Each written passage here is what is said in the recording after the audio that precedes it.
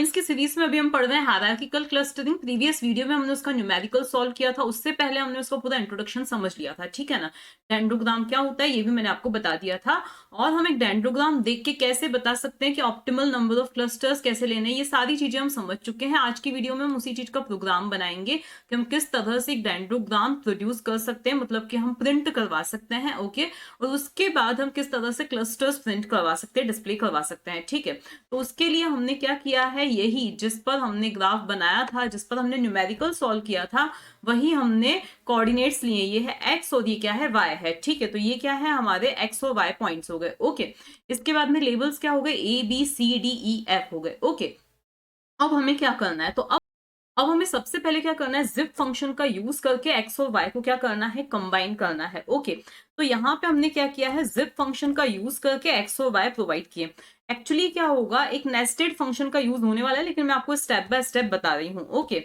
ये करने के बाद हमें क्या करना है, ये जो कंबाइन हुए हैं एक्स और वाई, उनको हमें लिस्ट में कन्वर्ट करना है, ओके। सॉरी, ये यहाँ पर नहीं लिखना है हमें, उनको हमें किस में कन्वर्ट करना है, लिस्ट में कन्वर्ट करना है। तो ये हो गया हमारा लिस्ट फंक्शन हमने यूज किया।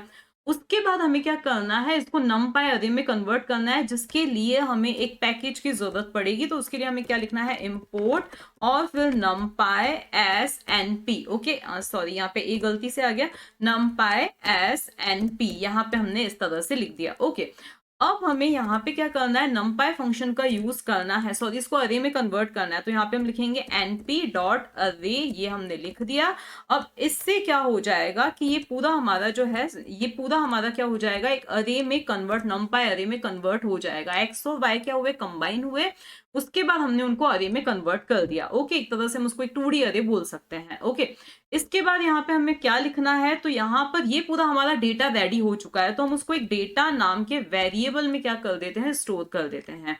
इतना काम हो गया। अब ये सही साट हुआ है या नहीं हुआ है, इसके लिए हम क्या करते हैं, प्रिंट करवा के देखते हैं इस ही डेटा को। तो अब हमने प्रिंट करवाया इस डेटा को, तो आप देख सकते हो कि हमारा डेटा बिल्कुल सही साट क्या हो रहा है, प्रिंट हो रहा है। पहले 1 1, फिर 1.5, 1.8, मतलब ये सारे हमारे जो पॉइंट्स हैं ये क्या हो रहे हैं, प्रिंट हो रहे हैं।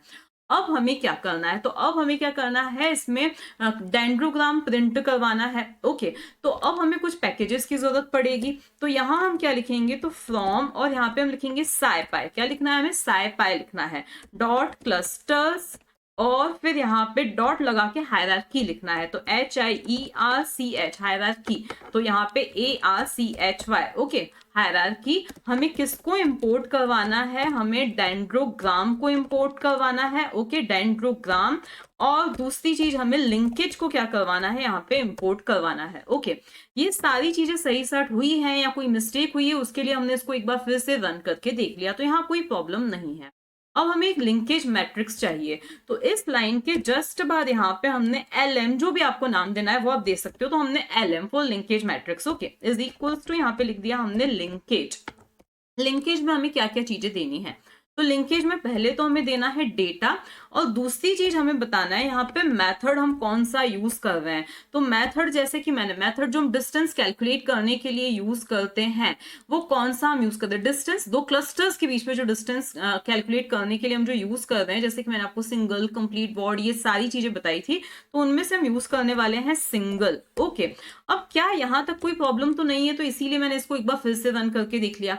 अब हमें यहाँ पे नेक्स्ट लाइन में लिखना है डेंड्रोग्राम। तो आप चाहो तो ऊपर से ही कॉपी करके पेस्ट कर सकते हो। तो डेंड्रोग्राम हमने लिखा।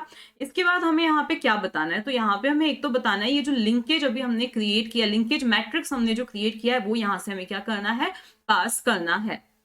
क्या लिखना पड़ेगा, LM लिखना पड़ेगा, ओके। अब हम ज्यादा कुछ भी नहीं करते हैं, और हम सिर्फ इसको रन करके देखते हैं कि कहीं कोई प्रॉब्लम तो नहीं है। अभी हमने कुछ भी नहीं किया है ज्यादा। तो आप यहाँ पर देख सकते हो कि कुछ हुआ है, क्या हुआ है, तो यहाँ पे आप देख सकते हो कि पहले क्या आ रहे हैं, यहाँ पर सबसे जो इंपॉर्टेंट चीज आपको मिलेगी, ये डिस्टेंस मैट्रिक्स आपको मिल रहा है। जो डिस्टेंसेस कैलकुलेट हुए हैं हर पॉइंट्स के बीच में, वो यहाँ पे क्या हुए हैं, जनरेट हुए हैं। जो हमने फर्स्ट स्टेप में, जो हमने न्यूमेरिकल सॉल्व किया था, और जो डिस्टेंसेस कैलकुलेट किए थे, वो आपको यहाँ पे क्या हो रहे हैं, डिस्प्ले हो रहे हैं, ठीक है। इसको बहुत ज्यादा समझने की जरूरत नहीं है। यहाँ पर क्या हो रही है, लीव्स डिस्प्ले हो रही है, क्योंकि हमारी टोटल कितनी है, 6 लीव्स हैं, ABCDEF, ये क्या है, हमारी लीव्स हैं। लीव्स क्यों बोल रहे हैं हम, जो हमारे वो जो पॉइंट्स हैं, जिनको हमने इंडिविजुअली क्लस्टर्स लिया है, उन क्लस्टर्स को मिला मिला के हमने पूरा एक क्लस्टर बनाया है, ठीक है। तो वो क्या है, हमारी लीव्स हैं। ओके, अगर आपने डेटा स्ट्रक्चर कभी पढ़ा होगा तो आपको पता होगा कि जिनको फर्दर ब्रेक ना किया जाए वो क्या होते हैं, उनको लीफ नोड्स बोला जाता है। तो अब इन सब की डिटेल में हमें जाना नहीं है और इसको ना ही हम चाहते हैं कि ये प्रिंट होना चाहिए। नीचे हमारा डेंड्रोग्राम प्रिंट हो रहा है लेकिन यहाँ पर लेबल्स नहीं मिल रहे हैं। और दूसरी चीज, हम इस चीज को भी नहीं चाहते कि ये चीज डिस्प्ले हो, क्योंकि इन डिटेल्स में हमें नहीं जाना। इसका न्यूमेरिकल हम ऑलरेडी सॉल्व करके देख चुके हैं, समझ चुके हैं। तो यहाँ पर अब हमें एक काम करना पड़ेगा, मैटप्लॉटलिब का यूज करना है। तो यहाँ पे हमने लिखा इंपोर्ट और फिर मैटप्लॉटलिब, और यहाँ पे लिखना है हमें, जैसे कि हम हमेशा लिखते हैं, pyplot SPLT। तो pyplot और फिर SPLT ये हमने लिख दिया। और अगला काम हमें जो करना है वो यहाँ पे करना है plt.show। तो plt.show हमने यहाँ पे लिख देना है। तो ये जो एक्स्ट्रा डिटेल्स प्रिंट हो रही हैं वो प्रिंट अब नहीं होंगी। तो आप देख सकते हो कि अब ओनली आपको डेंड्रोग्राम मिल रहा है लेकिन उसमें आपको लेबल्स नहीं दिखाई दे रहे हैं। तो अगर आप चाहते हो कि अब लेबल्स भी डिस्प्ले होने चाहिए तो उसके लिए हमें यहाँ पर डेंड्रोग्राम मेथड में हमें यहाँ पे क्या दे देना है, लेबल्स इज इक्वल्स टू ये वाले लेबल्स। अब यहाँ पे जरूरी नहीं, अब यहाँ पे अगर आपने लेबल्स का नाम यहाँ पे कुछ और दिया होता, LAB दिया होता, तो आप यहाँ पे भी क्या देते, LAB देते। तो यहाँ पे हमने क्या दे दिया है, चलो LAB दे दिया, ठीक है, क्योंकि यहाँ पे आपका नाम क्या है, LAB। देखो ये क्या है, आपका एक कीवर्ड आर्ग्यूमेंट है, लेबल्स, ठीक है। इसकी वैल्यू आपने क्या दी है, LAB दी है। ऐसा कर देने के बाद आपका जो डेंड्रोग्राम आ रहा है वो कुछ इस तरह से आ रहा है, ठीक है। अब यहाँ पे एक नोट करने जैसी चीज ये है कि सबसे पहले जो ग्रुप बना था वो डी और एफ का बना था, और डी और एफ के बीच में जैसा कि आपको पता है कि डिस्टेंस क्या था, 0.5 था। उसके बाद जो ग्रुप बना था वो ए और बी का बना था, और ए और बी के बीच का जो डिस्टेंस था वो क्या था, 0.9 था, ठीक है। तो जो डिस्टेंसेस, जो प्रैक्टिस जो आप करते आए थे न्यूमेरिकल में स्टेप्स, वही आप यहाँ पे मैच भी कर सकते हो। वही चीज ही हमारा डेंड्रोग्राम क्या कर रहा है, डिस्प्ले कर रहा है कि सबसे पहले ग्रुप किसका बना था, उनके बीच में डिस्टेंस कितना था, एंड सो ऑन, ठीक है। इतना काम तो हमारा हो चुका है।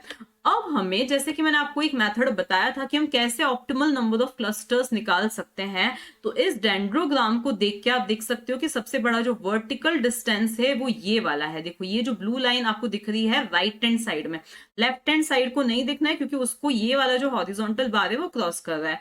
तो ये क्या है, सबसे बड़ा जो है वर्टिकल डिस्टेंस है। तो अगर हम इसको यहां से, इसको हमें कहां से कट करना है, ऑब्वियसली इस पॉइंट के ऊपर से अगर हम कट करते हैं तो आपको क्या मिल रहा है कि जो नंबर ऑफ क्लस्टर्स हैं वो कितने हैं, 2 हैं। तो 2 नंबर ऑफ क्लस्टर्स हैं हमारे।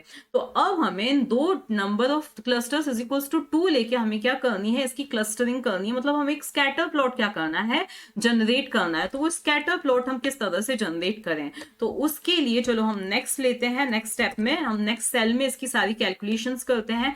तो उसके लिए हमें यहाँ पे लिखना पड़ेगा फ्रॉम, और अब हमें किसका यूज करना है, scikit का यूज करना है, ठीक है। चाहिए जो चीज हमें इंपोर्ट करनी है, जो पैकेज, वो मैंने डायरेक्टली यहाँ पे पेस्ट कर दिया है। तो हम sklearn.cluster, देखो ऊपर हमने scipy यूज किया था, यहाँ पे हमने sklearn लिखा है, ठीक है। इंपोर्ट करना है हमें एग्लोमेरेटिव क्लस्टरिंग को, क्या करना है, इंपोर्ट करना है। अब यहाँ पे ऐसे नहीं कि आप सीधे के मींस क्लस्टरिंग कर दो, ठीक है, ऐसा नहीं करना है। हमें यहाँ पे क्या करना है, एग्लोमेरेटिव क्लस्टरिंग हमें यहाँ पे लिखना है, ओके। इसके बाद हमें क्या करना है, तो यहाँ पर हमने कुछ ले लिया कि अब हमें क्या चाहिए कि एग्लोमेरेटिव क्लस्टरिंग करके हमें लेबल्स की जरूरत है। हमें किसकी जरूरत है, उनके लेबल्स की जरूरत है। कैसे करना है, देखो स्टेप बाय स्टेप हम समझते हैं। तो यहाँ पे सपोज मैंने लिख दिया है AG, मतलब एग्लोमेरेटिव क्लस्टर हमारा बनाया, HC लिख दिया। HC हमारा क्या बना, हायरार्किकल क्लस्टर बना, इज इक्वल्स टू, यहाँ पे मैं इसी लाइन को क्या करूंगी, कॉपी करूंगी, ठीक है। और यहाँ पे मैंने क्या कर दिया, इसको पेस्ट कर दिया। यहाँ पे मुझे 2 चीजें देनी है। पहली चीज देनी है मुझे नंबर ऑफ क्लस्टर्स, तो n clusters is equals to, हमें 2 क्लस्टर्स की जरूरत है, ठीक है। इसके बाद मुझे यहाँ पे, पहले हमने method is equals to single लिखा था ना, अब मुझे यहाँ पे क्या देना है, linkage is equals to single, क्योंकि वहां पर हमने scipy का यूज किया था जिसमें मेथड पैरामीटर हमने लिंकेज फंक्शन में दिया था।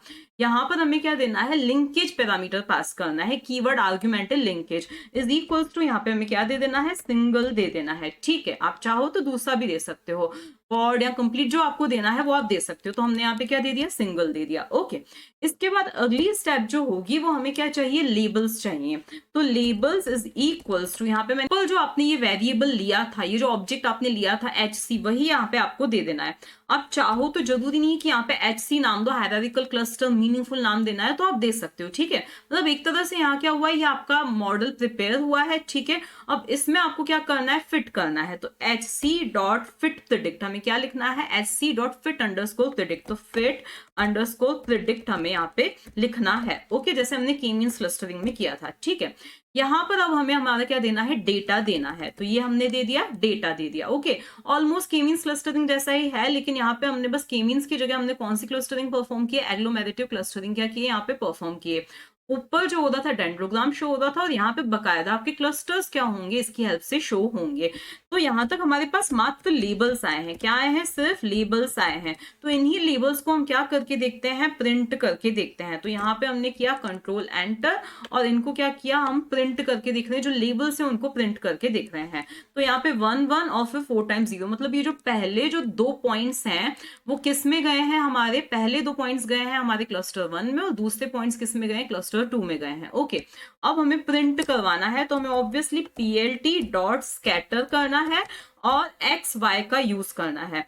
तो x कॉमा वाई, मतलब यहाँ पे हमारा जो डेटा पॉइंट्स के x और y थे वो हमें क्या करने हैं, यहाँ पे देने हैं, ओके।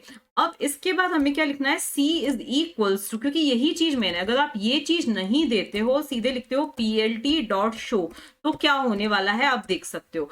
अगर आप ऐसा नहीं करते हो तो सारे पॉइंट्स आपको एक ही कलर में मिल रहे हैं, ठीक है।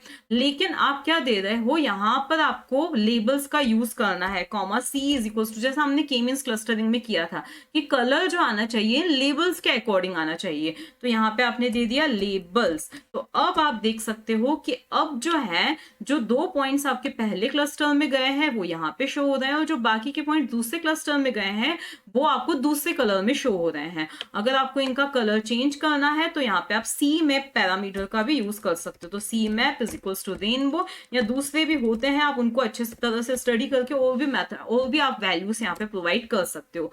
तो अब आप देख सकते हो कि ये जो कलर्स हैं, एक क्लस्टर के यहाँ पे, दूसरे क्लस्टर के यहाँ पे हुए। तो कुल मिला के हुआ क्या है कि पहले जो क्लस्टरिंग परफॉर्म हुई है स्टेप बाय स्टेप होके क्लस्टरिंग, ये डेंड्रोग्राम शो हुआ, जो कि हमें एक मीनिंगफुल इंसाइट्स प्रोवाइड कर रहा है, ठीक है। फिर इसके बाद, क्योंकि देखो हम एक पूरा बड़ा सा क्लस्टर बनाने के लिए तो क्लस्टरिंग नहीं करते हैं, हम क्लस्टरिंग क्यों करते हैं, ताकि जो है एक तरह के डेटा को, मतलब हम अलग अलग तरह के जो डेटा पॉइंट्स हैं उनको अलग अलग क्लस्टर्स में रख सकें, ठीक है। तो ये डेंड्रोग्राम सिर्फ एक इन्फॉर्मेशन हमें प्रोवाइड करता है कि किस तरह से वो डेटा पॉइंट, जो सिमिलर चीजें आके आपस में जुड़ी हैं, ठीक है। फिर इस डेंड्रोग्राम ने हमें बताया कि हमें कितने नंबर ऑफ क्लस्टर्स लेने चाहिए, ठीक है। तो उसके हिसाब से हमें पता चला कि हमें 2 क्लस्टर्स लेने चाहिए। तो यहाँ पे हमने n clusters is equals to 2 show करके उन्हीं 2 क्लस्टर्स को हमने क्या करवाया है, प्रिंट करवाया, विजुअलाइज यहाँ पे किया है, ओके।